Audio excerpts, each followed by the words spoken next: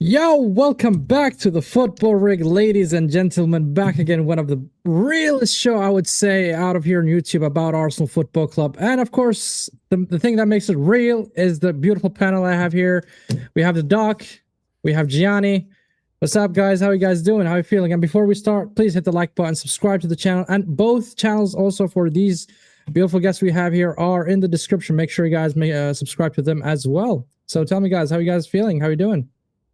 Happy Friday, happy weekend eve to y'all, man. It's good. Yeah, man, you know, the weekend here is different for me in Saudi. It's Friday and Saturday actually. It's not Saturday and Sunday. Just like yeah, just so. But anyways, it's the beginning of a weekend for you. It's an end of a weekend for me because tomorrow I have to work. So. Yeah, Daniel, that's crazy work. Yeah. I gotta ask Gianni, and I asked him backstage, and he said something that he's also from Italian heritage. But I wanted to ask, why you call yourself Calcio Talk, in your channel? Like, do you actually talk about calcio? That's how we say football is calcio. Oh, whenever it says calcio, the first thing that comes to my mind is Serie A. I'm like, okay. Yeah, that's basically how you would say football in Italian is calcio. So that's why I have that in my. Okay. I'm learning something new here. Well, we have a lot to talk about, guys, here, and speaking of Italians, we are linked to a superstar Italian, and we're gonna talk about it.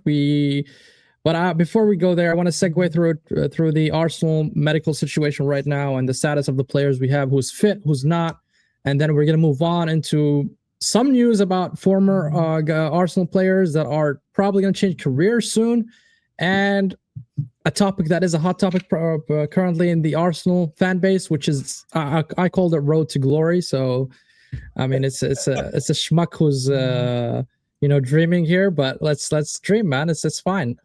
So let's get right into it. The first thing and the most devastating one for the Arsenal fan base is the injury of Mikel Merino, guys. He has he broke his foot, I think, or his right finger or something like that, and currently is going to be out for the season. What do you guys think of that? Tell me.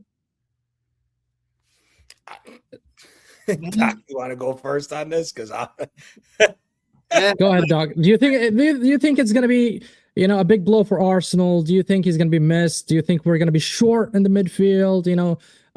Especially that we are now competing in all 4 competitions. Do you think this is significant for Arsenal to not have Merino from here until the end of the season? What do you think? I mean, I think the only significance is that we are now, I guess, like one player down in the squad okay. So personally, like, I don't think Merino really contributes much in the midfield, at least certainly what we would want him to contribute in the midfield towards, and even up front he's 3rd, 4th choice for that matter. So I mean, like, so like I think like the only, like, if there even really is a concern, it's just that we're like one player down with pertaining to depth. But I mean, like, he's like one of those like utility players that doesn't really fit like in any like specific position, and his contributions can be very hit or miss as well. So like I'm not personally too pressed about it. Really? Don't you think it's a big blow to have such a joker out of your team? A player who's playing as a striker, playing as a DM, CM, attacking midfield. I mean, he fits like a lot of spots for Arsenal. It's like your army Swiss knife, basically, for Arteta. Don't you think? I mean, I know you don't rate highly, but still. I mean, if he's considered a Swiss Army knife, then I mean, it is a very dull blade. I'll tell you that much. Like, I mean, so in the position and role that he has seemingly gotten that we have seemingly gotten the most out of him, like whether it be like in that false 9 role, we already have players that can do that. Like, he is a bit redundant in that sense. And when we look at redundant is a strong word, Doc. I mean, like, well, when we look at the fact that we have Jesus that can play in that role, that we have 29 that can play in that role, when we have Eze that can play in that role, when we have Trossard play in that role. I mean, like, we are pretty stacked. Like when it comes to that position that Merino has had most success in. But in midfield, where he like goes down a level or two, like there's also still players above him, and in fact, like I would much rather have like Lewis Skelly playing in that midfield role than Marino. So I mean, like I think overall, like losing a player in that depth, like while we are competing on 4 different competitions, I think that's probably the greatest importance. But as far as the player itself, I couldn't really be bothered, to be honest. Okay. What about you, Gianni? I think, when we talk about Mikel Marino in general, we always talk about how influential he is in the team, especially going forward as a box-to-box, as a box crasher, we want to call him, and sometimes also as a striker, And I honestly believe or feel like he was probably one of the best finishers that we have in the club. I mean, I'm just pulling out the numbers here. So far this season, he scored 6 goals. And if I look at the season prior, he scored, hold on a sec, bear with me. Okay, he scored 9 goals, which 7 in the league. So he has the numbers. He has some goals. I'm not going to say he's a prolific goal scorer, but he can contribute to the attack. Do you think that will impact us moving forward, Gianni? No, because if we do what we've been doing recently, where we're actually providing service to Gyökeres, there shouldn't be a worry about Marino being put in the striker position. Number one. Number two, no, it's kind of a blessing in disguise, because in my personal opinion, this should be catapulting to have Miles Lewis-Skelly get moved into the midfield to his proper position and not the fullback position. And let's all be honest here. This is also going to make Arteta have to be a better manager. I mean, I've beat this drum. Marino was put in the number 6 position when we gave up the goal when Cunha scored the game-winning goal against us with Manchester United. I mean, I'm sorry. Mikel Marino's bread and butter was being a more deep-lying central midfielder that would crash the box and make late runs into the box when he was with Real Sociedad. He was never a number 6. So for me, this is going to put people into the perspective of the fact that they need to actually play people in their proper positions, in my estimation. Marino, he was good for a time being to cover the striker position when we had issues last year when we were down to bare bones, and I get all that. But at the same time, if this is going to unlock the fact that we're properly going to play and properly feed Gyökeres, who is the best striker on this team, then I'm okay with it. I'm not somebody who wants to say, oh, I'm glad somebody's injured or anything like that. But at the same time, there's situations that we've seen in total where an injury brings out the best of other players because they may be able to get played in their proper position. And I think Miles Lewis-Skelly has been screaming to play in this midfield the entire time. That's true, actually, and especially now that we've seen Hincapié play in a very high level against Chelsea. We're gonna talk about that. We also, Calafiore is considered to be better than Skelly, if I'm being honest with myself. And I like Skelly, but defensively, I don't feel the security having Skelly in the back 4 in general, And yeah, I mean, and I'm gonna get back to this, but this is also a compliment to our medical situation in Arsenal. Bukayo Saka, Martin Odegaard, and Jurriën Timber are not seen in training, so this is probably gonna be these players are probably gonna be also missing for the short term, I would say, because nothing really been reported as a serious injury, but at least in the short term, maybe against Sunderland. We're not going to see those 3 players. I mean, the big miss for me is Timber. What are your thoughts, Doc? Give us your medical diagnosis about this issue that we have here. What's the solution? Yeah, so I actually spoke with Jurriën this morning. He just seems to have like a little limp. There's nothing too major or serious going on here. It's super funny because as I was walking in to the renal center, and we've had patients, spiraling all around. We've had a queue of patients, Sammy, that have been going over to the Watford training pitch. I mean, it has been a very long patient line. But I saw him this morning, talked to him for a little bit. It's all just smoke and mirrors at this point. the other, I mean, like I totally agree with you. Like as far as the absences, like he is the greatest absence within those three. Like Odegaard has been contributing absolutely sweet fuck all, like over the last few months, if not the last few years. And Saka has also gone down a level. And again, for what it's worth, like it's probably good that he does ride bench a little bit, because I think it's worth saying, from a medical perspective. And Jesus Christ on a bike, before I even say anything further, up there. BBK, man. A legend, like in our midst today. Like the absolute gall. Big up. Big up BBK. But yeah, but but to that end, I think it's really important to consider that Saka has never really had the true opportunity to rehabilitate from his injury. I mean, he was rushed back in so quickly by the manager, and it probably has done Saka a great disservice, not only to his pace, but also just to. I mean, like as we know, like when you come back from an injury, it's not just physical; it's also psychological. The players don't know as far as like how much they can reutilize those muscles like to the same capacity as they previously were, like prior to that injury. So, I mean, I think Saka definitely deserves the rest. It's certainly long overdue. Pillowfoot. He deserve to he deserves to hold bench, and he honestly shouldn't even be seeing pitch for the rest of the season. Like if I had any choice in the matter, but even with respect to Timber, I think we have Ben White back, right? So he should be able to. I mean, like they both he and Timber like offer two different sets, but I mean like White should be able to fill in that role like in the time being. So especially like the opposition that we're going up against. So, I mean, so we have all this squad depth now, right? Like injuries shouldn't be an excuse or an issue at this stage.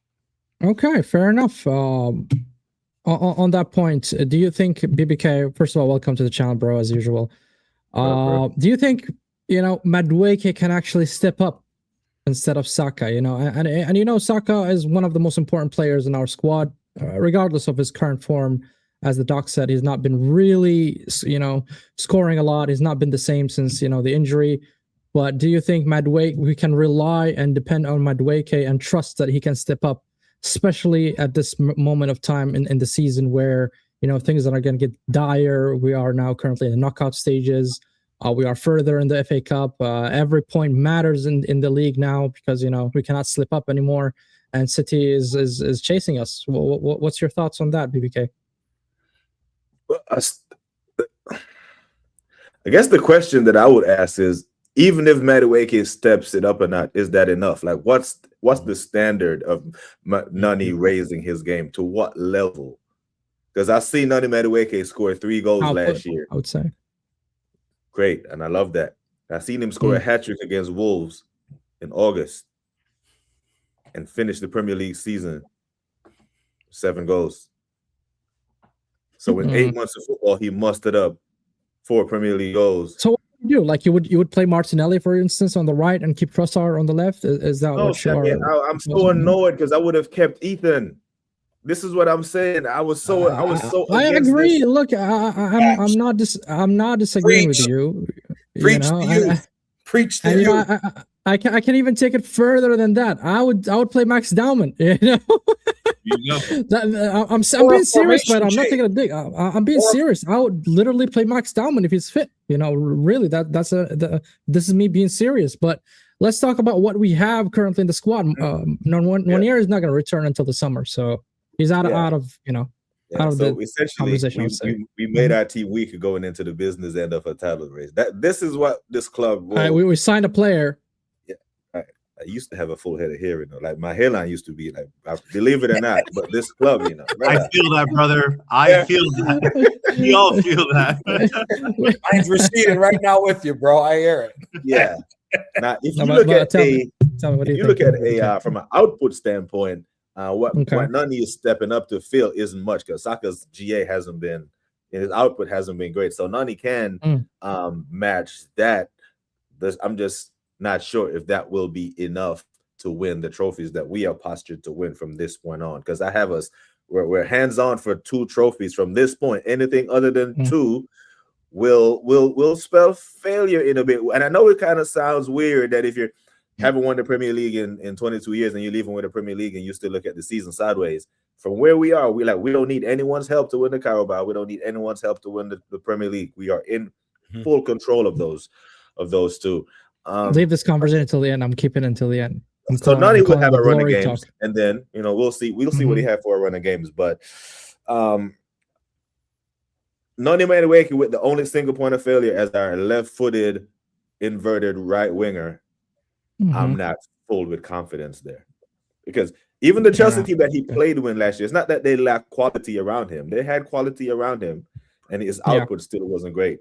They were still fluid with their attack. The way we play football, maybe is not conducive to a high output from Nani, but I'm not sure. From 0 to 10, I'll say like a cautious 6 that he can actually keep the levels that we needed to deliver 2 trophies. That's fair. He has a lot to prove. He has a lot to prove to us as Arsenal fans, and a long way to go as well. I'm not gonna lie. What about Gianni? What are your thoughts about this? Do you think he can step up, or you have a different opinion or a different approach with the squad we have? I have a different approach. Let's go back to playing 22-23 and play the 4-4-2 diamond midfield that we played in attack back then, and have Martinelli and Gyökeres as a dual strike force, and have Trossard just underneath. I mean, it's for me. Nani. Here's the thing about Nani Madueke. But who's going to play on the wings? And you don't play with wings. You play with a diamond midfield. You play with a diamond midfield. We're solid at the back. Does it work in front of low blocks? Because when low blocks are set in front of you, that midfield area, with that midfield, it nullifies a low block, because if you're playing all centered and first of all, our biggest problem against other teams is they overload the midfield against us. So if you have 4 guys in the midfield already, there's no overloading, number one, because then you're going to have a problem with that. That's number one. Number two, the way that our offense plays, the fullbacks are going all the way up anyways. So with the way that Hincapié has been crossing the ball, now you got 2 to potentially 3 targets in the box to be able to go and hit for a target and go more direct at goal, which is what we've been screaming for anyways. The other thing is Trossard, who has been arguably our best offensive player this season, goes back into the role that he was the most successful with, that almost won us a title a few years ago. I mean, if you got Trossard with the pace of Martinelli, the pace of Gyökeres, that can blitz a back line, because now you could have Gyökeres playing more as the point and a little bit further ahead than Martinelli and go right off the striker. The 2 defensive center backs cannot crowd Gyökeres the way they have been this entire season, because now you got a speed demon in Martinelli who can open up the play to where now their defensive line can get completely reopened. So for me, if we adjust the formation exactly to how we used to play, for me, this is a no-brainer that we should go with 2 strikers at this current point in time. Nani Madueke, I mean, here's the thing. Has he had glimpses of brilliance? Absolutely. But let's all remember something. His best goal-scoring season was 7 goals with PSV. He has not come close since that. Everything else that he's done has been hit or miss. I'm sorry, I am not a prescriber to this idea that let's catch lightning in a bottle for 6 months to just ride it out and go on and win. You go with what the best thing is. Martinelli, when he comes through the middle of the park, he's scoring goals.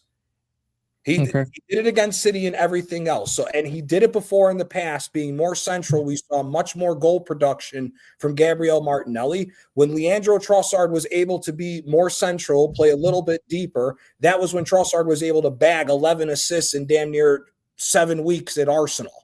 So for me, I think this is a no-brainer that we adjust the formation and go and attack, because foundationally, you have your 3 midfielders to protect the back line. You have Rice, you have Zubimendi, and again, for me, this is even better because now you could put Miles Lewis-Skelly and you can see the runs that he made from deep, like how he did against Atletico, to be able to help out and aid Trossard with the attack. Similarly to how Odegaard used to play.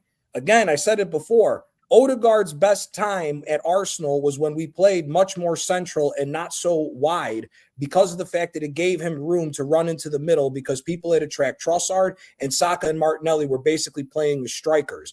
With Right. Miles Lewis-Skelly, his ability to dribble and open up lanes for him to run into the box and find other people free, I think this could potentially be much better for him, and long-term, you can get more out of it. But changing the system, Gianni, in the middle of a season, I think it's kind of very difficult, and especially you disagree. Really that's fine. It's not really changing the system, though, brother. No, but you can still play the same way. If you're more direct through the center, it's only in certain aspects. One, we don't really score a lot of counterattacking goals. And that's part of the problem. We don't score enough counterattacking goals. But there's a reason for that, because the other team or the opponent always sits back. I mean, we've seen even Chelsea, who's coming back. I mean, at the second leg, for instance, and they're supposed to attack because they were one goal down, and yet they sat back with almost 7 defenders. And they have an inexperienced and manager who doesn't deserve. What I'm saying is, more probable than not that you're going to face a very deep low block. That's all I'm saying, and it's going to be very difficult for you to. But at the same time, but brother, here's the thing. This whole thing about talking about a low block. Is it a low block, or is it, do we allow a team to get back into formation because of how many touches we take in the midfield? You know, when Odegaard's on the ball, so it's both. So if you have a guy like Miles Lewis-Skelly who can bolt from the midfield directly into attack with already 3 supporting guys going forward, the likelihood of catching these teams out when they try to press against us and go forward against us goes much higher, especially when you consider that your target man up top is Gyökeres. He doesn't have to move from the box anymore.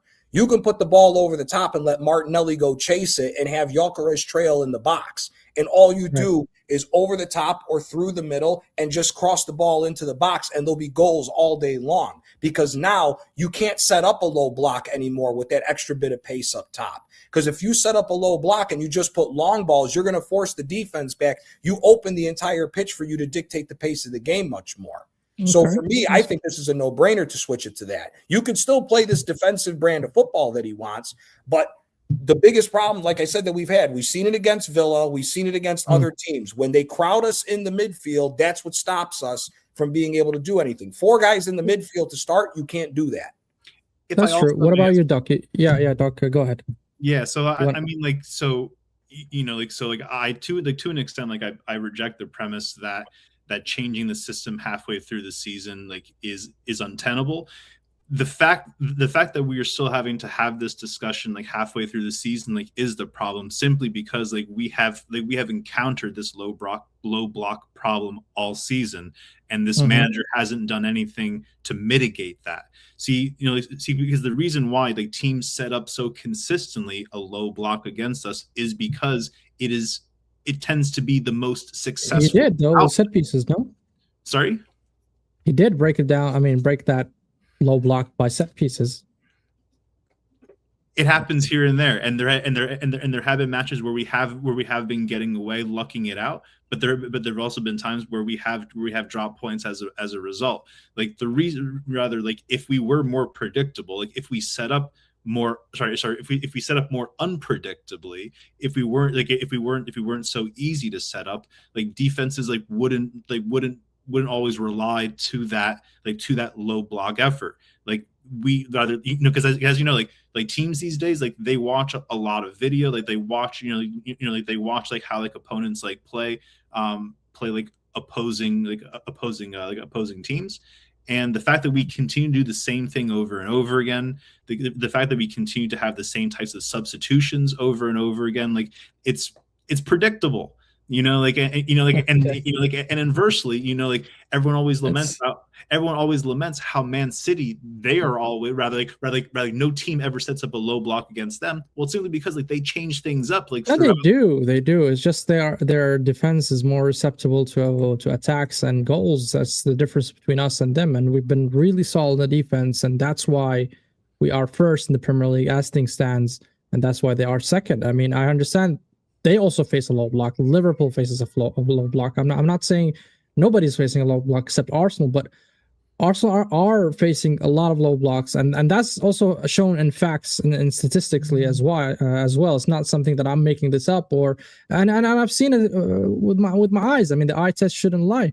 But it's fine. We can talk about it more. But I think really quick, I just want to point in on what the doc was talking about and to tie it in with what I was saying. The goal that Havertz scored against Chelsea, we caught them out. It was a quick ball through the middle when they were completely left open and we overran the midfield. Yeah, but they went all in, right? They went all in. I mean, they went all in, Chelsea, at that point. But but that goal, that pass and that goal is a lot more capable. We just don't do it because we play too slow in the midfield and there's too many numbers. There was nobody in the defense, Gianni. What you talking about? There was one player. Bro, when you look at all these other goals, when you look at the goal that Cunha scored, when you look at the goal that Cunha scored, look how much further up Manchester United was. Had Rice stopped that ball, had Rice not got nutmegged, he stopped that ball and put it up. In 2 passes, you're in the back line to go get another goal. What I'm saying is the premise is if you're already crowding in that situation and you have 2 guys going forward, the likelihood of the goal tally for us going up is a lot higher because you have the quality of a Zubimendi, of a Rice, who can put those balls further up, and you have quick link play between 3 guys up top in a small space where you could have a Martinelli link up with a Trossard and lay it off for a Gyökeres, vice versa, or even have one of them 2 carried into the box, lay it back to a trailing Trossard. The likelihood of you being able to get quick attacking goals or quick transition goals against these teams before they could even set up the low block goes up, which makes them even more scared to come and attack us, which then also plays into our hands of control and possession in the game either way. So if we change a formation, you could still play the same defensive way. You're still going to have your base of that 4-3. The 3 is just much more compact in the middle, which can open up more lanes for us to score. That's all I'm saying. Well, on that note, I would like to move on from this topic. And speaking of the midfield and having better, let's say, players in the midfield, we've been linked to the Italian superstar, Tonali. Okay. And I would like BBK to tell me about his feeling about this. I know, and I'm gonna tell you a short story about what happened. It was the last day, and that was Moreno when he got injured, and we got linked to Tonali from several really strong sources. I would say we have Plittenberg. This is the first one. I would bring up the second one. Even David Ornstein as well mentioned it. Fabrizio mentioned it. It's been like a roller coaster. Here's the one from David Ornstein, and I want of course BBK to mention to tell me what he thinks about it. So this was from David Ornstein, and not only that. The players' camp kind of denied the fact, but David Ornstein actually doubled down. Even like the likes of Ben Jacobs said there was no contact, there was no communication whatsoever. But David, like here, for instance, I'll show you. Ben Jacobs saying there's no contact whatsoever, and it didn't really happen. But David Ornstein. Well, I would trust David Ornstein at least. He's doubling down, saying that there was communicated. There was a quote from Sandro Tonali representative and claiming they hadn't spoken to Arsenal. However, we absolutely stand by our reporting. So that I would still believe David Ornstein because I consider him as a reliable source. Maybe you guys don't rate him that highly, but I do. If that's true, do you think we should go for him in the summer, BBK? Do we need to sell certain midfielders to get him? What's your thoughts about Tonali? You know what? I've said if Arsenal were going to go for any of the midfielders at Newcastle, it should have been Bruno G. Right? I rate Bruno G. Is 29 years old, by the way.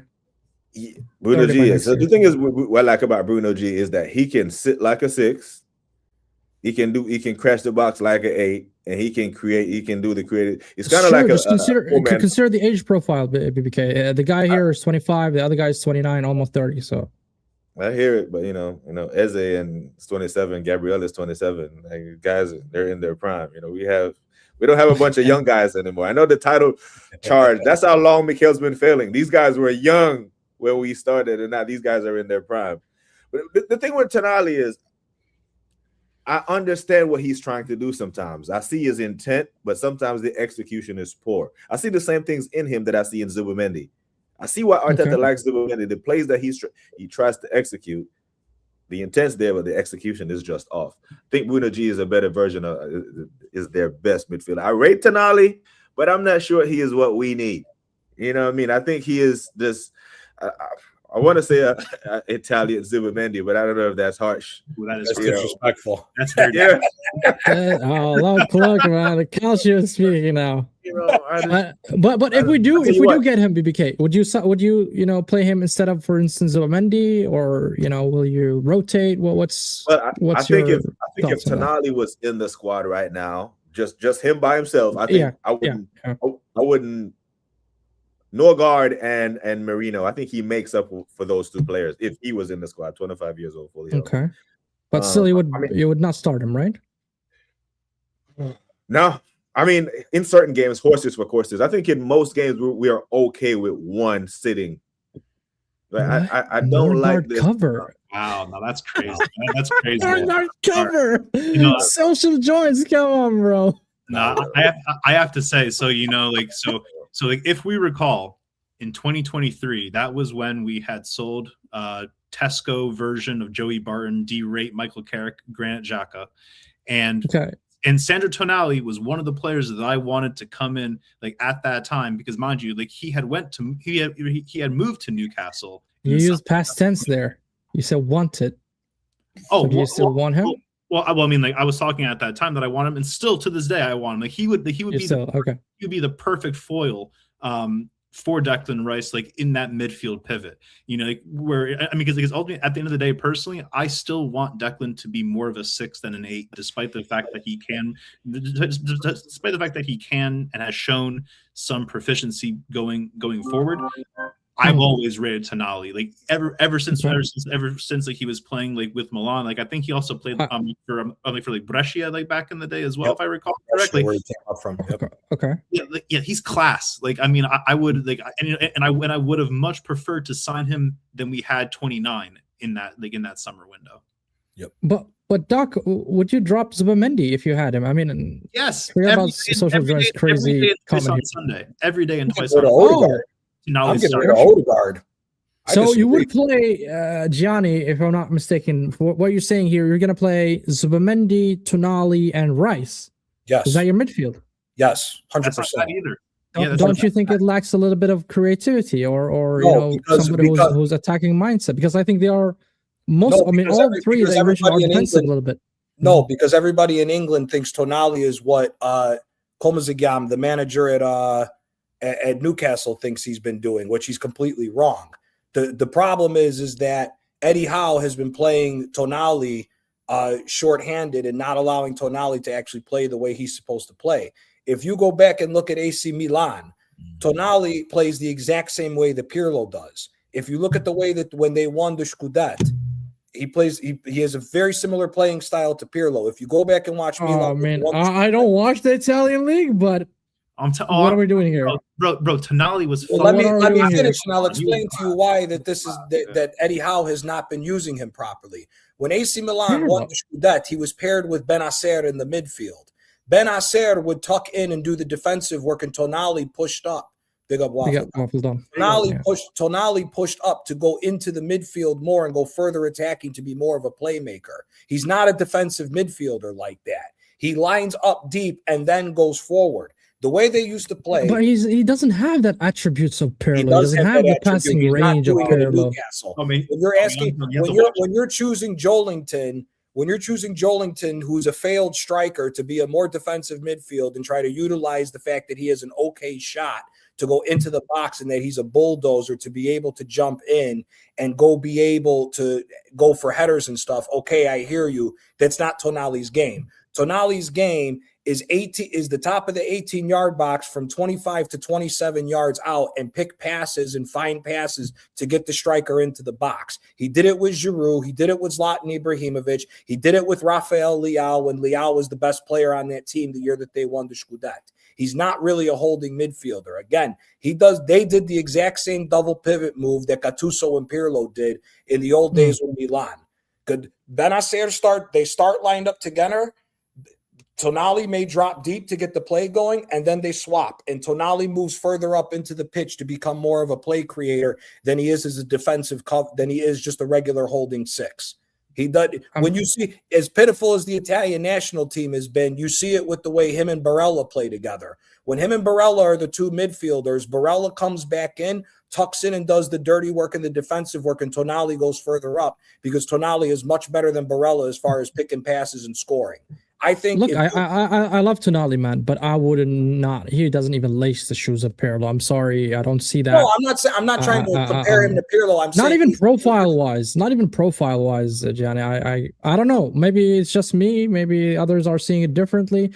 But I like what Social Joins here said. He said we're getting a quality, and he could be a cover for Rice and Zubimendi. I wouldn't say a cover for Zubimendi. I think he can challenge for that spot, but I think also.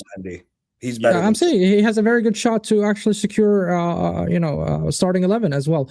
And I think having those three, like rotating for you in the season, this is where you show strength and real depth, because you have three elite midfielders. And I think they are quite similar. I think Tonali is more an 8. I wouldn't say he's a DM. I would say he's an 8. Personally, I think he's good going forward. And also he offers you a lot defensively. But I don't see that. What you just told me as a profile, like Pirlo, I personally don't see that. By the way, and speaking of which, we do have another news and outlets that is actually true, that we inquired about a player in the last day, but he actually refused and he wanted to stay in his club, and that player is Goretzka from Bayern München. My good friend Zir Talks. Make sure you guys subscribe to him as well. He doesn't rate the player. He said, just take him, man. Just take him. And I trust his word because he watches the Bundesliga. He's a big follower of Bayern Munich. And I don't know. What do you guys think about this? No? Past his prime. He's past his prime. We don't need him. I certainly agree that his best years were past him, but with that being said, like, he was being offered for, I think, like 15-20 million euros. Like, he also carries a wealth of experience. He's gonna be free, by the way. It's in the summer. Just You're right. You know. You're right. And he offers a wealth of experience. I personally would not have minded him, like as a bit part player, and I much would prefer him over, say, like Christian Norgard. Look, Uncle Don is bringing the age factor, and I'm saying maybe he's better than Norgard, man. For free, I could take Goretzka on this team if we were bringing him in to do refrigerator minutes like Norgard, and you needed an experienced winner to come in to help breed the experience for this team. With what we're doing right now, it's not necessary. It's not necessary because if we go on to win the league, the team already has the experience now of getting over the hump. You don't need to bring in a guy who has been injury riddled the last few years and whose form has fallen off a fucking cliff. I mean, if we're talking 3 years ago, Goretzka was one of the best midfielders in the world, if we're being honest. Since then, he's lost his job to a youth academy player in Pavlovic, who is miles ahead of him now. And another guy who was completely off of form, who's gotten back into it over him, was Joshua Kimmich. And even Konrad Leimer and the other guy, the ponytail guy that was with United for half a season, Sabitzer, they all beat him for his position within the last few years at Bayern Munich. So for me, this is a lost cause. There's no reason to be even looking at him. Okay, BBK, you agree or disagree, or you think he could add something for free? Of course, if he's available in the summer, would you take him as a squad player? Yeah, I think that ship has sailed. Really? Don't you think it's better than Norgard? Maybe.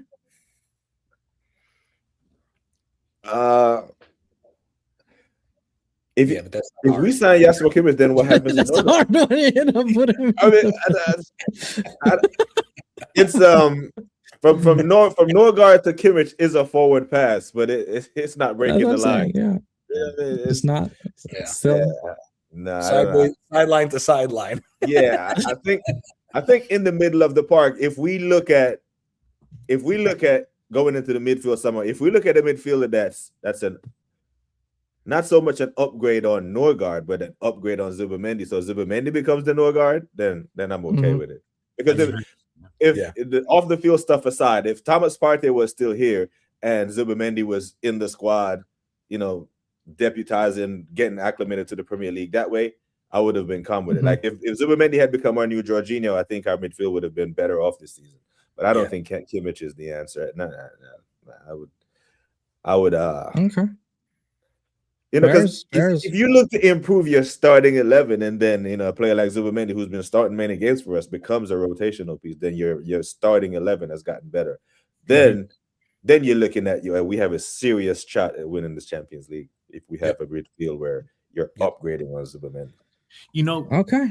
Just a quick sidebar. While we're on the topics of center mid, and with the issues that Real Madrid are having, do you think that this summer may be the most opportune time to make a cheeky bid for Valverde?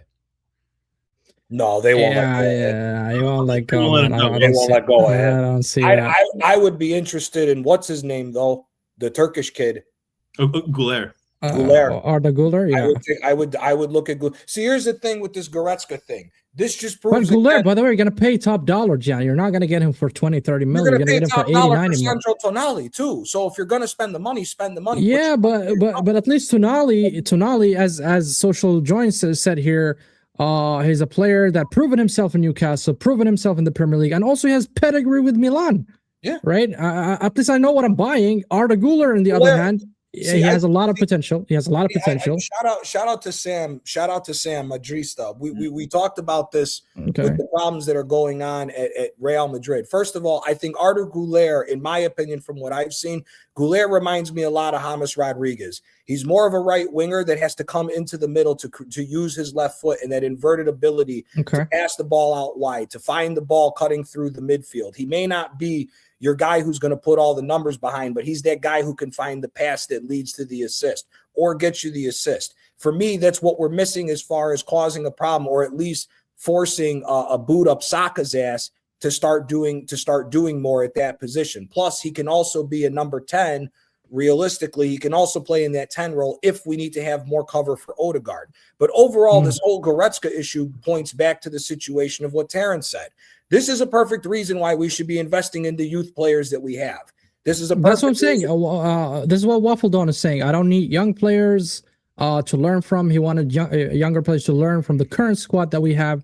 And he's asking about this guy, Buade. The link's kind of only concern that I would have. I don't really watch the player, so I really can't say. He's okay. I can't say if he's. If you gave me an option, I'm getting Tonali and Lewis Skelly, Wanyeri, and Dauman next year are full-fledged force players in the rotation 11, to where they're going to be getting decent playing time to allow those young legs to give the breaks that these other guys. Gian, not all young players turn to be good, in the later stage. Some of them really actually fall off, True, but you have to give up. You got to find that out. And Skelly, we've put him in a hold position that doesn't without compromising your season, right? You don't want to compromise your season while you're finding out, right? Correct. That's why. Right, but simultaneously, more so Lewis Skelly than Ethan, just by virtue of getting more game time. Like Lewis Skelly had already proven that he is up to the level, and he was playing out of position. Like Ethan Wanyeri, when he was playing, he was showing that he was up to the level, but all he needed was just more consistent game time. So to that end, they should have been getting more game time. But they just haven't been, just because there are other players that are on far higher wages, and this manager needs to basically justify those transfers. My only concern with getting younger players to learn from the current squad is whether or not the current squad are reputable, role models. You mean Correct. It seems by default, as of right now, we haven't won anything yet. We still have a very soft, weak underbelly that is still a bit dormant. We still don't know whether or not it's going to rear its head, in the months to come. But simultaneously, I'm not sure if we don't have proven winners like a Vieira or a Bergkamp or an Henry, actually established true winners that the young players can actually, they have the know-how, basically. For example, it's very well possible, as good of a player inherently that Cesc Fabregas was, look at all the players that he had around him to help inspire and learn from. True, that's very true, and that's why we actually signed a player, by the way, in January, just to let you guys know if you didn't know. So we did sign a player. It's just I'm not sure if you guys are that excited about him, and I want BBK's opinion about it, since we were talking about young players learning from the senior players and all that. I'm just trying to find where is that piece of news. Your Nepo baby, right? What? No, it's Jaden Dixon, I think his name is. Yeah, Nepo baby. Rather, I'm like, I think like his granduncle is Lee Dixon. Yes, exactly. Yeah, that's the one. So we signed him for 3.2 million plus add-ons, and he's the England under-19 international, and also he plays for Stoke City. And we secured him as well. He's somebody to look into the future. I just looked at transfer market, just looked at where does he play? He plays basically center back and right back. So what do you think, BBK? You think this guy will learn from Saliba and Timber and them guys, or you think doesn't really matter at this point? I mean, it sounds like the typical mold of this generation of defenders that Arteta likes, a center back that can play another position, right? It sounds like a Timber. By the way, he's almost 190 centimeters, which is 1.9 meters. I don't know what is that in foot. Hold on, if I convert it. 6'3", 6'4", something like that. Yeah, so he has the physical, attributes to become a really strong. So defender. Yeah, man, he can be the latest target of Declan Rice and Bukayo Saka set pieces on corners and that. He's a big kid. Yeah. Don't know much. So I am so locked in on the senior team and winning this Premier League title. Like these players that they're signing now, it's all good and stuff. I hear it, but unless the signing was directly impacting our first team chances of winning this Carabao and this on this Premier League, signings for the future, could be discussed at a different time. But I don't know, but I don't know enough about him to pretend. Yeah, man, neither do I, to be honest. I'm not gonna pretend to know about him or anything like that, but it's a signing nevertheless, and I hope he turns out to be good. Does anyone else find it a bit curious, that we never, I guess, like sign, like very highly rated forwards or strikers or wingers or anything like that, and that oftentimes, like a like young talents or established players you're talking about? Young talents in this sense, right? I mean, like it almost seems as if we have a greater propensity to signing like defensive players, and I think it also shouldn't come without surprise, like and shout out to Matty Southern Gooner, like we were rather. He was going through all the coaching staff at this club. There is not one attacking oriented coach at this club. It's absolutely fascinating to me, especially when you consider, like how we have not been firing at all cylinders. Like as a manager, like you conduct, and you're supposed to be conducting an autopsy of the things that are not working right, and then you try to find solutions to help towards resolving that. We instead of bringing in a coach that can teach strikers how to score goals or teach wingers how to cross the ball, we're instead bringing in a coach that's teaching how to throw a ball from the sideline as a set piece. How is it that now we have a goalkeeping coach? We have an assistant goalkeeping coach. Like, what the fuck is going on? Politely, I feel you. Look, Doc, I understand. And I call it out, and you guys, in this channel, we brought it up. We had a specialist long throw. I don't know what the fuck is that. I never heard of it before. But it is what it is, man. But man, it's weird, bro. It is weird. It's something weird. And this is what Social Joy is saying as well. He's agreeing with you. We don't know how to attack, and Mikel doesn't know how to attack. But listen, I think there is a slight change since the loss from United. I'm not gonna say a big change, but I'm seeing a team that is willing to do whatever it takes to win.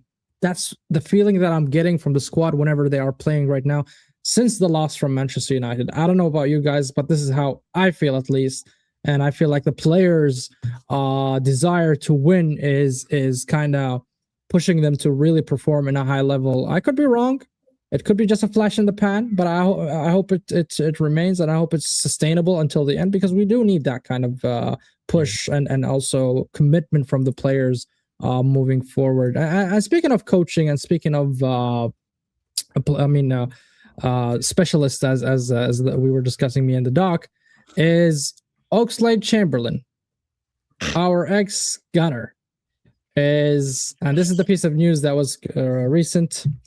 Reports saying that while Oxlade Chamberlain was training with Arsenal, he completed his UEFA B coaching license in recent months at Arsenal, and also that it's been reported that they are considering him to be joining the coaching staff once he, of course, retires from football. I don't know about Ox as a manager or as a character. Does he have the charisma? Does he have even the mentality for it? What's your thoughts, guys, about it? I know, Doc, from your face, I can see it turn red, so I'm gonna let you cool down a little bit. I'm gonna go to Gianni first, and then I'll go to BBK. Why are we wasting our time with this? Not as far as the show talking about it. I just don't see. Here's the thing, real quick. Jaden Dixon, I'd be interested to look more into that to see if that was a Michele signing and a Michele point out to look, because if it is, that means that the new scout that we got from Napoli is already working his magic to start scouting out the young talent for the future that what he's looking for as far as that. As far as Oxlade Chamberlain, get the fuck out of here. I don't care if you're a youth academy guy that came up and all this shit and blah blah blah blah blah blah blah. Guess what? You didn't win. You didn't win the league. You didn't help us get over the hump as a league. Don't care. Go get somebody that's got some experience at this point. I'm so sick of this nonsense. I'd rather go call crazy ass Maurizio Sarri to come in and teach offensive football in order to get this team scoring goals more and have some more fluidity play. I don't care about giving another former Arsenal player another job at the club to say, oh, look, we're keeping everybody there. And for the guy in the chat who's saying, I'm calling Mikel Arteta Michele, obviously you don't know anything about your club, because Arsenal hired Napoli's top scout a few months back, and he's been scouting these younger players for Arsenal. So that's why. And that's why I'm going to trust Berta and his team when it comes to the young talents signings. I'm not going to judge them because it's too early for me to judge them. Like BBK said, it's a different conversation for a different time. Once we, get to cross that bridge, we're going to cross it. But as things stand, I'm just going to really trust Berta and Michele and recruitment of young talents, and we'll see about it. What about you, BBK? You think Ox is a good coach? Maybe do you see that? Adding value to the team? Not value is It's. We gave the job to Purr, we gave the job to Jack Wheelchair, and now it's a good story, and then coming back home and all. And I like Ox. Like when I used to go to games, Ox scored he was the last Arsenal player I see scoring a goal at the Emirates. I got fond memories of the Ox. But the level that you need to be coaching at to make an impact at Arsenal, he's at the beginning of his journey. Correct. He needs to go to National League South or whatever. Maybe not so far down, but a lower level, and you don't get another apprenticeship internship at Arsenal at the expense of someone who could actually help the team and establish the system. I agree. I think you should start his journey somewhere else. I totally agree. Yeah. You shouldn't have the first job at a big club like Arsenal. You should, I don't know, and that's League the thing. 3 or something, If Ox sees something that he has an actual opinion about and a suggestion that could make our attack better, like what leverage or leg does he stand on to go pitch that to Mikel? Mikel will be like, man, go sit down somewhere and shut up. You know what I mean? Like we need someone with actual experiences of managing players at this level to join the coaching staff. But I'm not sure that will ever happen with, because it shows on the pitch that how much Mikel loves control. On the pitch where you have very limited control on the pitch because you have 11. So you think he's going to be a yes man, basically trying to undo exactly. So on his coaching staff, he's going to need people to buy into what he is trying to sell, not new ideas. Okay. You know what I mean? Doc, I'm just going to throw this at you as well. I want your opinion about this, and also just let you know that he actually signed for Celtic. Just to let you know. Yeah, as a player. So tell me your thoughts. Yeah. Yeah, I had heard that Celtic story, and I think why I find this so incomprehensibly nonsensical. I think by far we may be the only fucking club on the planet that does this kind of shit. And not only that, advertise it into the media. Like again, like we had not only done this like for Jack Wilshere, we did this for Mohamed El Neni, we did this for Oxlade. We did that. It's true. You know, like I mean, like we have been doing this so consistently for also like I mean like and again like you know like I don't want to ruin like the nostalgic memory that you have of Oxlade Chamberlain Taryn, but the way that he had left this club was not exactly on the most favorable I remember it was injury prone most of the time, bro, and it was not like that, but I mean like I think so as you know, like he had transferred over to Liverpool, but I think the game prior, I think it was like one of the last. It was our top sale, I think, for quite some time. I think until it didn't get you, was it? Or he's still our. Smith Rowe's the biggest sell that we had. If I'm not mistaken, I think him 35 mil. I still believe that Iwobi is the largest sale. I don't think ESR or Oxlade Chamberlain are the highest sale. I think it's still Iwobi, if I'm not mistaken, but I could be wrong. But but to that end, like he had pulled an absolute stinker against Liverpool, and then like he dipped over to Anfield like within like a week's time. I mean, like it was not really like the greatest of exits, and so. But again, like he won the UCL with them, so there's something there. And in classic form, players leaving this club and winning silverware elsewhere. I mean, we've heard that narrative time and again now, like for years. So look, I absolutely cannot stand how this club moves sometimes, especially from like a PR perspective. I mean, again, like unless someone else can find me a club that markets this kind of information that allows players to come back and get their coaching badges and all that crap. Like, if other clubs are doing it, they're certainly not announcing it in the media. That's for certain. Well, okay. That's fair. And I think, personally, I don't know about Oxman. I don't think he has the personality as a coach or as a leader, on the pitch. I don't think he would have it outside the pitch. I don't think he would have it as a coach.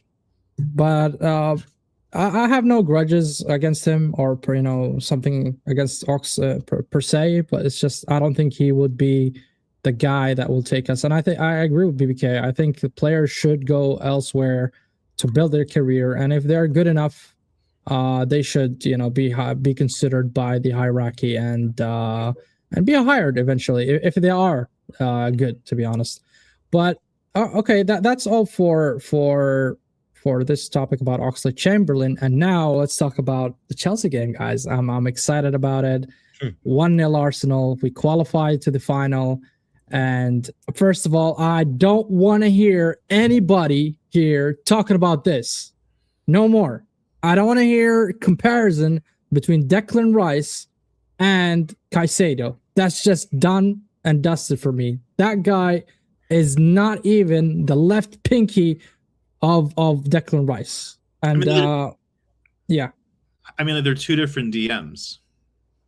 That's the pedestal they put on Caicedo, that he's better, he's this, he's that. And I hear some people are taking even further by saying Caicedo is better than Conte. Can you imagine? Oh, no, not, yeah. They're smoking dope. Yeah, and it's not even good dope either. It's something like Sir Reginald, with all the seeds and stems in it too. I mean, like that's yeah. So that backyard boogie. So look, I think it's also worth considering that a lot of players' careers, like when they go to Stamford Bridge, they don't oftentimes work out. Like we had seen in the past, Shevchenko, we have seen De Bruyne, Salah, Fernando Torres. I mean, they definitely have a track record of of ruining good talent, and we know how good Caicedo was at Brighton, and but with that being said though, he has. And we wanted to sign him, by the way, in January. Caicedo. Yes, before Chelsea and Liverpool jumped on him. As did I. He would have been an excellent complement, in the midfield. Yeah, that's true. So, BBK, man of the match. I suppose you all agree it could be Hincapié. And what is your thoughts about Hincapié against Chelsea, and overall the game as well? Give me your thoughts. Do you think we were good? Do you think we were defensive? Was it the right approach? Give me your opinion. My biggest takeaway from the game was the Chelsea coach showed his inexperience in the game. Mm-hmm.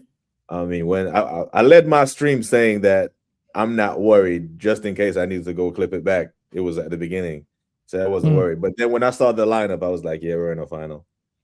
When I see man turn up at the Emirates with three at the back, 2 wing backs, Caicedo, who's a DM, and then you put two other DMs. defensive players next to him when you're chasing a goal, I'm like, what is man on? This is the same thing Eddie Howe did the next day when it got slapped at the Etihad, putting 7. How do you defend a 1-goal deficit? Like, what are we doing? But I mean, as far as Nketiah man of the match for me, there was a play we were talking about build up and low blocks and all this stuff. There was a play in the 20th minute of the game where the ball is running out to the right. Eze chases the ball, looks back, sees Nketiah, and passes the ball to him one time. Nketiah, matter of fact, that was our only shot on target in the first half. See that play. I'm gonna take a dig at our captain here before we get back to this. That play, he gets on that ball, he's gonna touch that ball 3-4 times, hold it up, and allow the defense to set. Right, the ball moves quicker when everyone else is on the pitch. That's how we were able to get a shot on target for him, and it would have been nice if he had scored that. But Nketiah, when we just signed him, I went and watched him play for country because he didn't have much. I don't trust that Bundesliga. Right? I don't trust it. I'd rather look at international football. The Bundesliga taxes. But no, don't just roll over that, because he won with a team who actually don't win the Bundesliga, which is Bayer Leverkusen, and they were invincible. You know what Zero told me? He's told me, Sammy, Nketiah is the main reason, or one of the main reasons, why that team won in such a manner without a loss. Yeah. So I went and watched him for country, and I see him play. He played 2 games. He played one at left back and one at left center back. One was against Argentina, one was against Colombia, I think. They kept clean sheets in both of them, and he looked good. I think he is very sound defensively. I think going forward, sometimes he slows down our attack. In the United game, he found himself in great spaces. I'm like, damn, Skelly would have cooked in those spaces going forward. But defensively, he is very sound. I don't have any beef. Would you play him or Calafiori? Tomorrow? No, I mean generally, if you're gonna put the formation, the squad, would you choose him or would you choose Calafiori? I'd probably choose him. Okay. Yeah, I'll probably choose him because Calafiori at least I know Nketiah is gonna be at left back.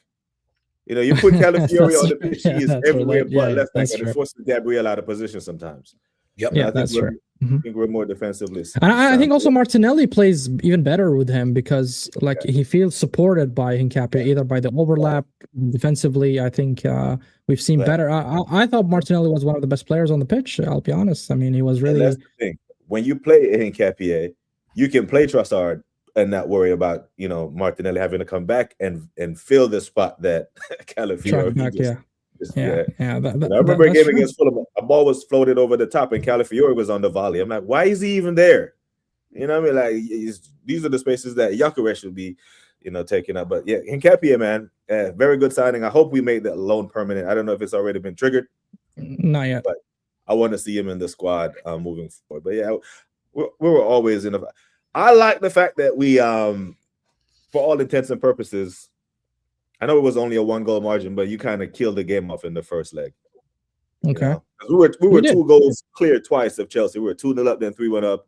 We let him Garnacho score the same goal twice, essentially. And I do believe if Timber was starting in his correct position, Garnacho is not wide open on that side of the pitch twice in the same spot. You know what I mean? So I think Arteta recognized that. I want to big up Arteta for taking Odegaard out the firing line and not starting him, because I'm going to be completely honest. I don't think he's hurt. I think he's being protected. I just think the boss pulled him out of the firing line. Because who are you talking about? I think Arteta pulled Odegaard out the firing line and they're protecting him, saying he's injured. When it's a niggle, bro. You're the captain. You play with a niggle. You're the captain. Right? You're talking to someone. I've seen men snap their shoulders back in and pick up a rifle. You know what I mean? You're the leader. Fabregas taking a shot with a broken foot, with a broken leg. You know what I mean? You're the leader of the bunch. So you can't be sitting out. But I think Arteta realized, I need to get to this final and I have a better chance of getting to it. If I take him out the firing line. But the setup was good. I always knew we were going to get ahead of Chelsea. But yeah, man, we're in the final. We're finalists, but job not done. Correct. True. And Gianni, I mean, Nketiah is one of the best players on the pitch. But there's also another player that is kind of going under the radar that I would love your opinion about. And would you consider playing him in the final, which is our goalkeeper, Kepa? I mean, Kepa, 5 games, 3 clean sheets, 13 saves.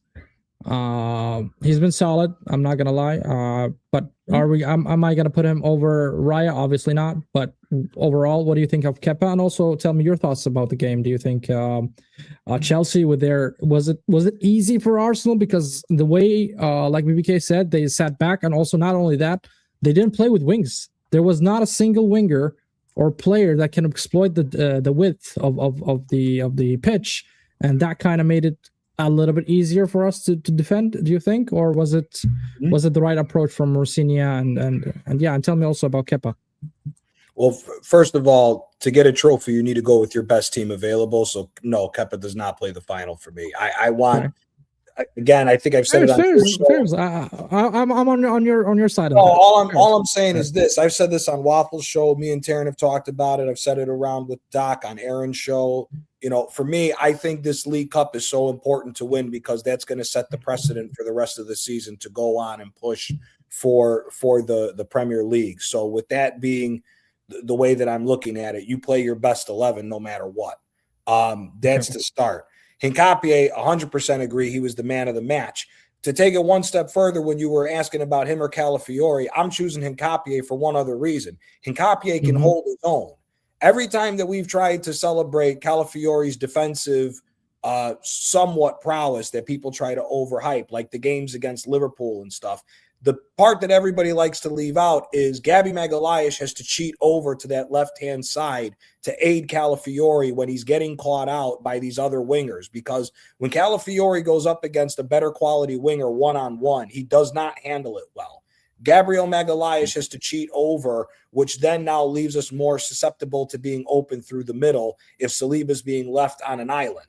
So for me, I'm going with Hincapié all day long over Calafiori. As far as the game, Rosinia showed that he's a shit manager and doesn't belong at this level. I'm sorry. I'm just going to call it for what it is.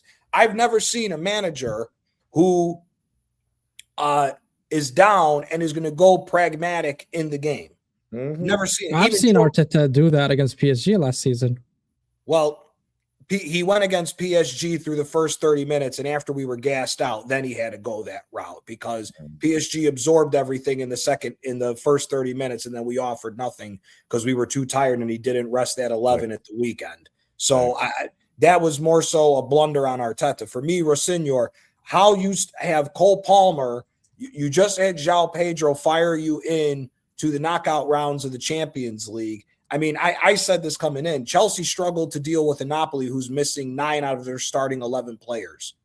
So, and Napoli has been horrendous in the Champions League. So the fact that you struggled with that team going into it with the amount of injuries and you tried to play this nonsense against Arsenal, which let's all be honest here.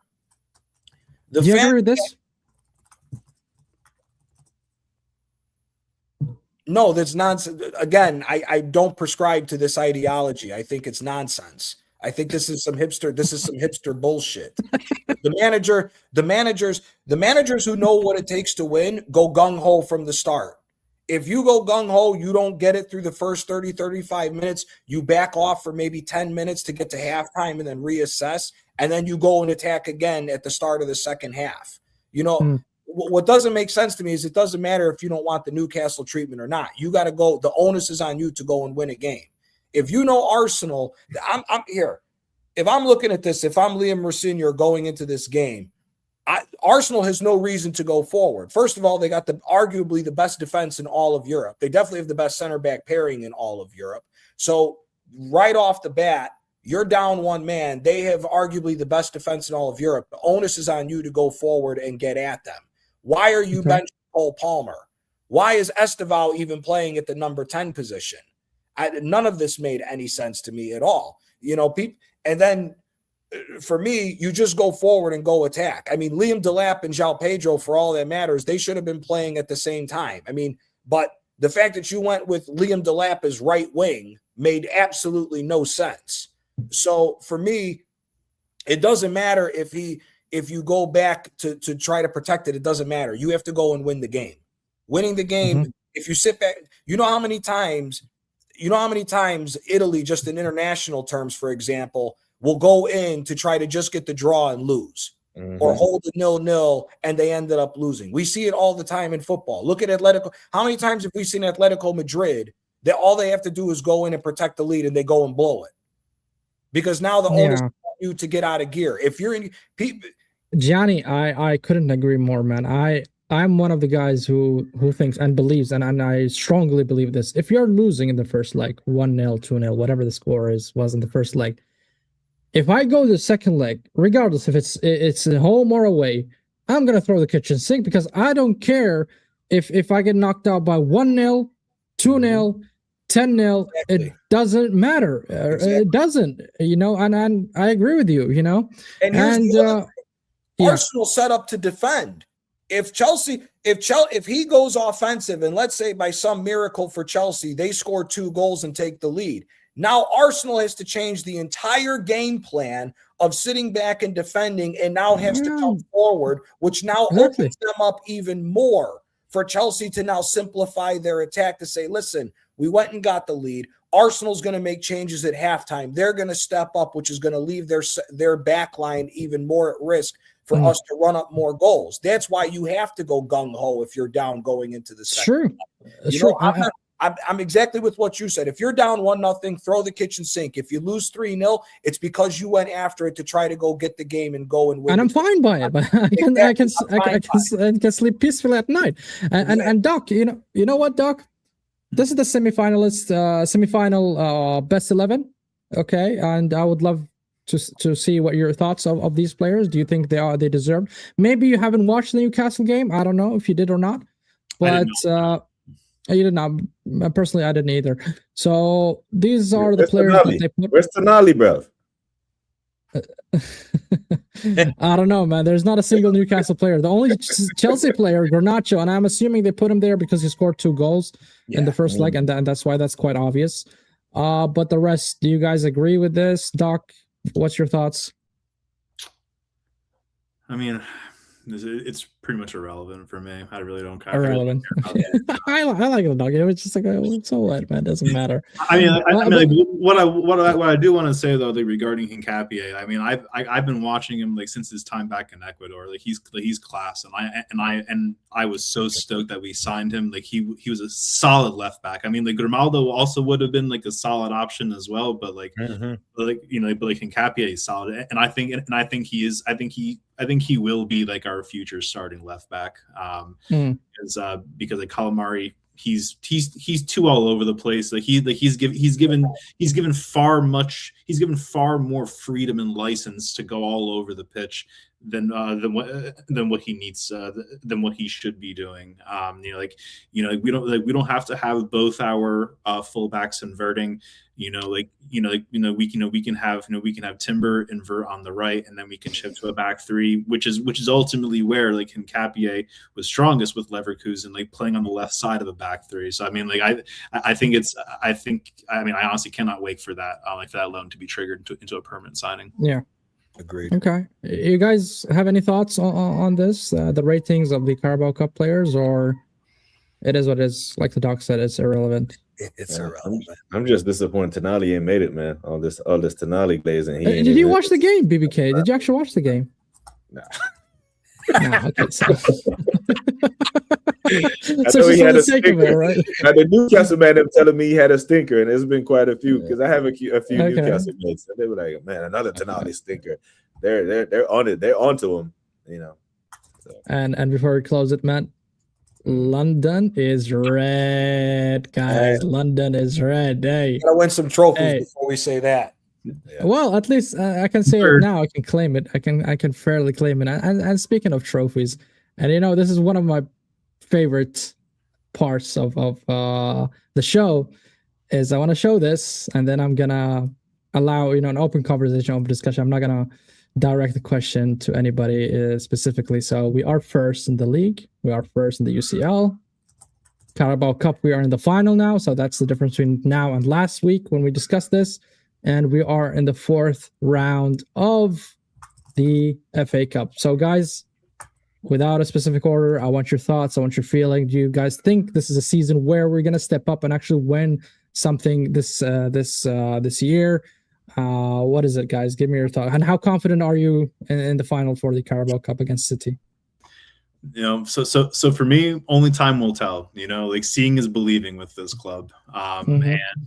And I've watched this club be in a position as good as we are in today and still come up with, you know, sweet fuck all and nothing but like pocket lint, like from our shorts. So like like we are in a good position, and and certainly to some folks, like in theory we should be doing a treble, we should be doing a quad, just by virtue of how much money we spend, just by virtue of all of the time and resources that this manager has been given, by virtue of the quote unquote developed chemistry that these players have developed over time, like by virtue of the fact that all of the other teams pretty much in the league as well as in Europe have been underperforming. Like there are no excuses. Like we need to be winning silverware this year.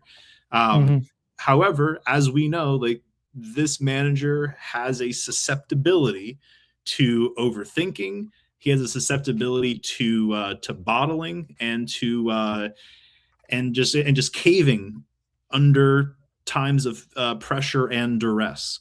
So like how I've always said, prove me wrong, show us that you can get over the line, and then we can give you the credit. But you have to demonstrate that you are capable of getting over the line before we can start giving you all the accolades, like how you're the best manager in the world and all our players are the best players in the world in their position. Like you have to demonstrate that you are capable of winning silverware. And that's so. I thought I suffered from PTSD, but Doc, damn. Yeah. It runs deep, Papa. Shit runs deep. These waters run deep. You know what? I think we have a very good shot at the Carabao Cup, and I'll tell you why. I'm just gonna show you this, guys, quickly, because this is very important. The Mark Gahey one. Mark Gahey is not gonna play in the final, right? Because of this new rule, because he joined after the first leg, and that's why he's not gonna play. And when I look at City's defense, all right, Ruben Dias is still injured. Probably when he comes back, he's going to still take time to get back to fitness. Gvardiol, unfortunately, he's injured. I wish him all the best and a speedy recovery for him. So when I'm looking at that, but by just the Carabao Cup, I think we have a very good shot at it. And when we're talking about the league now, City are going to play Liverpool, guys. And you know what? City has not won against Liverpool since 2021, right? 2021. That's the last time they won. And it was almost the same time. It was 9th or 8th of Feb, if I recall it correctly. And before that, Liverpool only won in the Anfield back in 2003. So their record there is not really good. So I think we have a good shot at the league and the Carabao Cup. Now, the FA Cup UCL is a different conversation, I would say. Until later stages, I would be more confident to say. Well, what's your thoughts, guys, about this? First, well, maybe people might think I'm crazy for this. I don't think it matters if Mark Gahey plays or not with the way City really. But no. I think Mark Gahey is very overrated. If I'm being quite honest with you, I think Mark Gahey. A lot of people. The better center back at Crystal Palace is Lacroix. His pace is what covers that back line. Gahey gets beat out in the open a lot. A lot of people don't talk about it because he's English. They like to hype him up because we're coming into a World Cup year, because it's most likely going to be Gahey and Konsa as the back line. For me, Gahey's the best of a bad bunch in that defense. Ruben Dias is overrated, always has been. Don't care what anybody wants to say about it. Ruben Dias has always been overrated. John Stones is not dependable. So, and the new kid, what's his name, Kushinov or something like that, he's same thing, a pace merchant center back that has a decent touch but is not good at what he's really meant there to do and be defensive. So for me, I think we can get at City. The question is are we going to be brave enough in the final to go forward, or are we just going to sit back and wait and let City do all the attacking? That'll be the determining factor of the Carabao Cup. And for me, like I said, if we go on and win that cup, I don't see any reason why we're not going to win the league. The Champions League is a different kettle of fish because we don't know what the injuries are going to be. If Jurrien Timber comes back to where Timber's going to be missing a significant time and we may miss a couple of rounds of the Champions League without him, then I think it's a for sure thing that we're not winning the Champions League, because Timber, you're going to need the best defensive right back in the world to win that title. If we're going to try to push on for that, in my opinion. For me, I think Declan Rice, I think Timber, and I think Saliba and Magalhaes have been the 4 best players for Arsenal this year, if I'm being totally honest. So for me, I think Timber is a massive need if you're going to go and win the Champions League.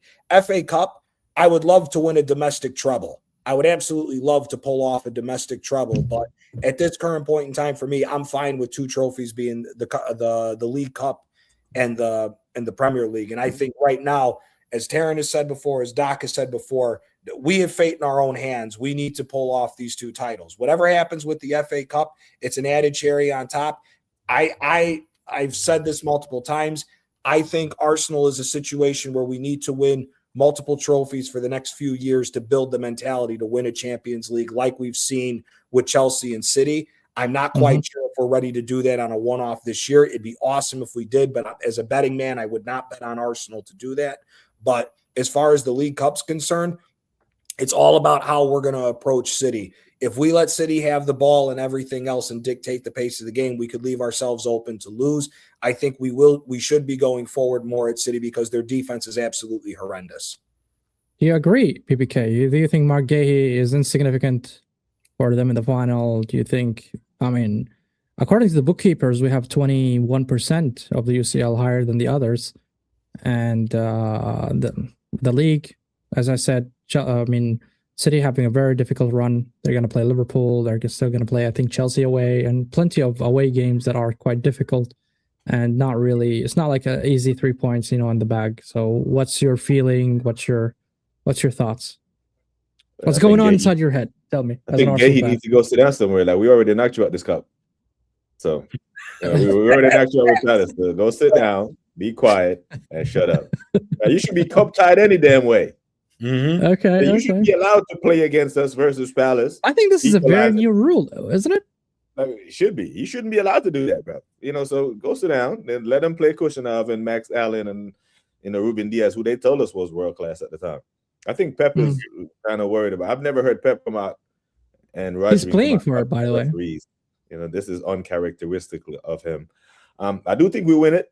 Like I've said for time that if the club was consistently getting to finals, the energy around the fan base would be different. Because I'm an old man, and I've seen us go to Wembley, be second best many times, and leave with the trophy. Okay. So I expect us to win that. But when the transfer window closed, I did a show, and I said, I had all the cups that you just listed on the screen, and I didn't have us winning the champs. I didn't have us winning the Prem because of what Liverpool had did in the transfer window at the time. But I did have us down for winning both the cups. And I'm going to stick to that. I think the FA Cup, for all intents and purposes, we're through. It's Wigan, with all the disrespect to Wigan. The last time I remember anything about Wigan is when Thierry scored the free kick and the ref said, Reece Fighter, kick it again. And he scored it again and said, was that okay? Didn't win against us in the final? No, Wigan beat City in the final. Yeah. No, Wigan. Wigan beat City in the final. I do vaguely recall Wigan doing something to us back in the day. It was like a Hugo semifinal. Hugo Rodriguez scored against us. But that was that's. I swear I remember it was a final, man. The rotated version of our squad will deal with Wigan. Even Mikel can't mess this up. But I do think I have us on for both the cups. I think we will. Remember the fixture we played against Man City in October of 2023 when we beat them 1-0 with the Martinelli deflected goal. Yeah. I think it'd be more along the lines of that type of game. It would be. I think the first half. Not the 5-1 that we won against them. Nah, not the 5-1. Not in a final. That because they will be Man City. They understand the magnitude of this game because they have. They have won this cup 4 times. I don't think Pep has ever lost it. They will know what it could possibly do to the psyche of the Arsenal bunch if they beat us. Now, there's a way to lose, right? For example, if it's a 4-3 game and we're peppering, Stretford or whoever they're putting goal, cool. We had a couple of chances. Donnarumma, whoever started for him, had a worldie. But if we go there and it's 3-0 down at halftime, and then if we do a Baku, a stinky, dead, lazy performance like that, then I could see the psyche of the team, could potentially start a capitulation. But I don't expect that. Mikel, the fact that he dropped his damn captain to get to this point tells me that he feels pressure. I don't expect him the captain to start that game anyway. So I'm happy that he Odegaard, honestly speaking. I'm happy he did. It's like a slap in the back just to say, hey, listen, if you keep performing at a very low level, you're not going to be playing for this club. And I'm happy to see that. Some accountability. Doc, do you think City are underdogs currently in the league, in the cup? Do you think they are underdogs? Do you think we have, the upper hand? Or based on form, yes. But that's what also makes them at their most dangerous, right? It's like no pressure on them. Is that what you're saying? To an extent, and simultaneously, while they spent 600 million in 1.5 years, which is almost half of what Arteta spent in 6 years. True. And they've also won a shit ton more than we have in the last 6 years. Okay, fair. So look, I think that teams can be at their most dangerous when the pressure is off, as well as when they are cornered to a wall. This is Pep has consistently won silverware, and I think that this would be potentially the first year in his managerial career, if he were not to win anything, that would be. I think that would be the first time that would ever happen. Correct?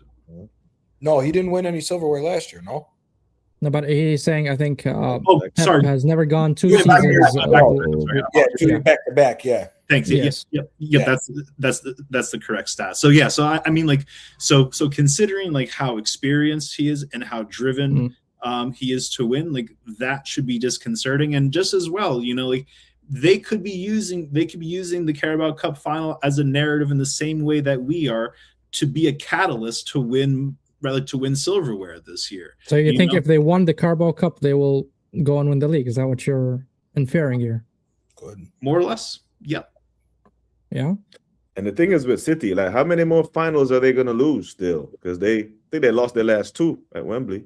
Yeah. They lost against United. They lost against United Palace. And Palace, yeah. So the law of averages, consistently get to finals and you will win a couple. So, So I think it's important, is again, it's important not to get complacent. Yes, overall they have been underperforming this season, drastically underperforming this season. But but the fact that they are only 6 points off of us with all of that underperforming, and they've also reached a cup final with all that underperforming, all they need to do is have a little kickstart, just like how winning the Carabao Cup for us would also be a similar kickstart to winning other silverware this year. So just quickly, gentlemen, how much, because we play 7 Premier League games between now and the final, right?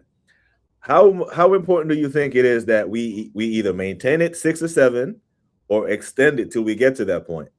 Right, because for example, if the league gets closer by the time we get to the final, so they're closer to us in the league, and then they could get one over on us in the cup by taking the cup from us while they still in strike distance of the league. I think that could play, on the pressure that will be involved around the fixture. So that's why, since we play first, it's so important, because I don't think they leave Anfield with 3 points. I don't. So if we put 9 points on the board and they are walking out at Anfield and seeing 9 points, I think that could, play on their psyche and they drop points there. If the lead is wide by the time we get there, I think we could play a little more freely. But if it's squeaky bum time going into that, where we can lose the League Cup to them and the Premier League title to them, I'm not sure this bunch is mentally equipped to deal with that type of pressure. No, I agree with you. I think I'm sorry, John. I'm going to get it to you right now. Before we get to City, I said that I'm going to give them those 3 points. Not giving them in a way that I'm conceding the loss, but I'm saying I'm going to give them the benefit of the doubt that they're going to win against us at Etihad. So it's very crucial for us to build that gap that you just mentioned, 9 points, 12 points, whatever, a double-digit points away from them, so that if we do drop points, at least we still have that buffer, right? We can still have that cushion that we can say, okay, we drop points, it's fine, but still we have 6 points, 7 points, whatever a gap we have before we reach to Etihad. And you know what, guys? I got clipped saying that we're gonna win a domestic treble. So there's that. So yeah, Gianni, you were saying? I was saying the other thing to also keep in mind with this is there's a potential that we could run into City in the Champions League as well. Yeah, we don't know how the redraw is going to be, because remember, the round of 16 redraw, we could end up on the same side of the bracket with Manchester City as well. So we could potentially run into City like 5 times within the second. Is it 5 or 4 times in this second half run? So here's the thing with City, man. For me, I've been saying this since October. This is not the same City team. Again, all these late draws and losses that they've given up, their 2 main guys that have bailed them out. So say it with confidence, Gianni. Say we're going to win it. Saying it with confidence. For me, I don't think Manchester City is as good as everybody's trying to hype up. First of all, they all hyped up to Gianni Reiners. Sorry, that shows you didn't watch City A, because Reiners was very inconsistent at AC Milan. We'll start with him on that. They don't have Kevin De Bruyne and Gundogan. How many times in the last 5 years have we seen De Bruyne? So we're winning the league. I think we're winning the league. And the cup. I'm confident we're winning the Carabao Cup and we're winning the league. But to, like Terrence said, there's a way to go to win and there's a way to lose. If we go into this game defensively and City pepper us and we're down 3-0 at halftime, like Terrence said, that psychological side of the game, which has always been the problem with Arsenal, could then weigh into where it could deteriorate the league. I personally don't think it will. Again, I don't think City's defense is good enough to deal with us, and I don't think the midfield has been consistent enough in order for them to go through. So I think we will win this Carabao Cup. The question on Arsenal's side is the injuries. If the manager continues to play people hurt and we start depleting the roster, then in a couple weeks' time, we could have having an entirely different conversation. Where it stands right now is this. Guehi's not playing. Kushinov is a semi-decent center back. He's not that great. But we cannot go into the game in the final, for me, playing the way that we did against Chelsea. I don't think we can invite pressure on City. The one thing you will have to give City is their offense could still at any point smack 5 goals past you, because you never know what could potentially happen. We've seen crazier things with Pep. We could potentially be walking into a game where Pep switches the lineup to a 4-4-2 and goes with Marmoush and Haaland both up top to try to trigger the offensive play, and have Semenyo, and if he's healthy by the time the final comes, have Cherki on the other side. So Pep's good for that. The thing with me, though, is, again, this City team defensively, Rodri is not the same player. He is not the Rodri that was the Ballon d'Or winner 2 years ago. He's not the same guy. And the defense is even more shit than what it already was in the past. So for me, I think we should go on to win this Carabao Cup, and I think we'll win the league. For me, the one that is questionable is the Champions League, because it depends what side of the draw we land on. So you're saying we're going to win the domestic treble, right? Just like me. I think a double. Say it so I can clip you, man. Say it so I can. I think so I can put your face and my face together, and I just give him what the man wants, Gianni. Shit. Well, listen, I'm honest that I'm going to clip you, man. I'm not sneaky, I think domestic double. If we were to pull off a domestic treble, I would be absolutely shocked. I think if anything, this could be a season to where the FA Cup might go to City as like their consolation, because I think this is Pep's last season, if I'm being honest with you. With the way they're lining up these other guys and talking about it, I think this is Pep going out. He may go out on his high horse with winning 1 cup, maybe 2, because we've seen crazy shit happen in the Champions League where a team wins that was not supposed to, but if they have the heritage, they go on to win. Yeah. But I don't see, with the way we've been seeing in the league and inconsistencies, I mean, let's all remember something as well. Their last game is against Villa. If there's a situation, the only thing, and Terrence said this on his show, the only thing that would be bad for us is if we capitulated to the point to where that final decides who's winning the league. Now, Villa, I don't think Villa's going to stay in the run for as long, but if City goes in there to where all they have to do is beat Villa and they win the league because we capitulated, that could happen. Unfortunately. Yeah, that could happen. But now I got But I got it from you, Gianni. I think we're getting a double. I think we'll yeah, that's the normal question I ask before I wrap up. Is what do you guys think we're gonna win? And Gianni just said it now. He thinks we're gonna win a double, Carabao and the league, I'm supposed, but he's not brave enough to be clipped like me to say the treble, domestic treble. It's fine. I'm gonna be alone there, but I'll ask you next week, Gianni, probably. Doc, what do you think? You think we're gonna win any of the trophies? I know that you're suffering, that PTSD, but can you get over it? No. I'll get over it when I see armpits lifting up trophies. Okay, fair. So you're on the fence here. So you're on the fence. You're just gonna wait and see. I'm still maintaining the belief that we're not going to be winning anything, but happy to be proven. Oh my God, you cannot be that gullible, man. I'm sorry. I'm sorry, Doc. I cannot reach to that point. I understand. Look, I understand the PTSD. Saying what I feel, and at the end of the day, like I've already been burned enough, like, by this team. Not even under this stupid regime that we're under with Mikel Arteta. I have seen a better manager with better players. Also, are you gonna praise them if we win the league? Absolutely, yes. Like, again, like, all I want to see is armpits. Fairs, man. I just want to make sure that you're not wrong and strong. That's all. My G, like, if we had trophies in the bank, this wouldn't be the situation. Again, I understand. We are the only club that are trying to do things backwards. Again, every other club that has spent $1 billion has brought trophies along with them before the $1 billion marker hit. We're the only club that hasn't done that. That's fair. That's fair, and I agree. Honestly, totally. Honestly, same like the metaphor that I can use is is imagine someone wandering the Sahara Desert for 40 years, right? And sometimes they'll see a slight mirage, in the horizon, and they think, oh my days, is that an oasis? Is that rather doth I see like potable water available in the middle of a desert? And then it's not desert mirage, or something. I don't know, maybe. Well,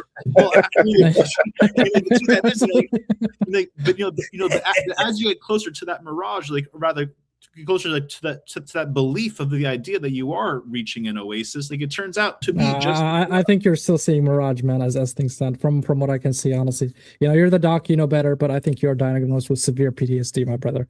Hey, look, fine, man. The only cure that'll be for me is seeing our pins. I'm deliriously starving and famished for silverware.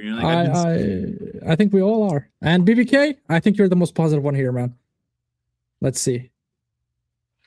I'm still sticking with the domestic double, which is Carabao and the league. The domestic cup double. Yeah, domestic cup double. Domestic cup double. That's okay. Had us locked into those. As you were thinking. He's called that since the beginning. I thought he was going to say the league and the cup, or something, but it's fine. That's his opinion. I've also said, like, from this position, from where we're postured, 2 trophies is the minimum, and the Premier League looks like you know what? I don't think it's enough. I don't think so. Here's the thing: if we get to double digits, so say it goes to 10 points clear, and it's only 20 something to play for. That's what I'm saying. Look, man, Waffle Don agrees, man. It's too long. It's been too long. Yeah. But Gianni, I'm gonna give it to you, bro. I never thought you were gonna be the most positive gunner and gooner in the whole of the panel, but you are. I mean, it's still 6 points lead with 42 to play for. That's Gianni's showing some chest, man. He's saying that we're gonna win, bro. I'm going, dude. I'm a Napoli fan. You know how many what ifs and misses we had in ours to try to get our third Scudetto. It's just all the luck is going Arsenal's way. It's sometimes since Maradona, right? Huh? Since Maradona, I think. Yeah, in the late 80s. Yeah, that was the first one since then. Yeah. The one in 2022, 2023 was the first one. The previous one was our second one that we won. But It's just all the luck is going our way. It would have to be a monumental shift in the luck for us to not win the league the way everything's going right now. If City was a for real team, those 3 straight screw ups with Liverpool, Forest, and then United, City should have either tied us or pulled ahead in the league if they were serious. So yeah. Anyways, guys, and we come to an end to the show. Make sure you guys subscribe to each one of them. Every single channel are in the description, so make sure you guys subscribe. The doc just bounced out of nowhere, but it's fine. That's fine. He's in a rush. Yeah, but thank you very much for tuning in. Make sure you guys hit the like button. Make sure you guys subscribe and also show love and subscribe to the gentleman as well. Gianni, Taryn, and also the doc. All the channels are in the description. And on that note, stay safe wherever you are, and peace, man.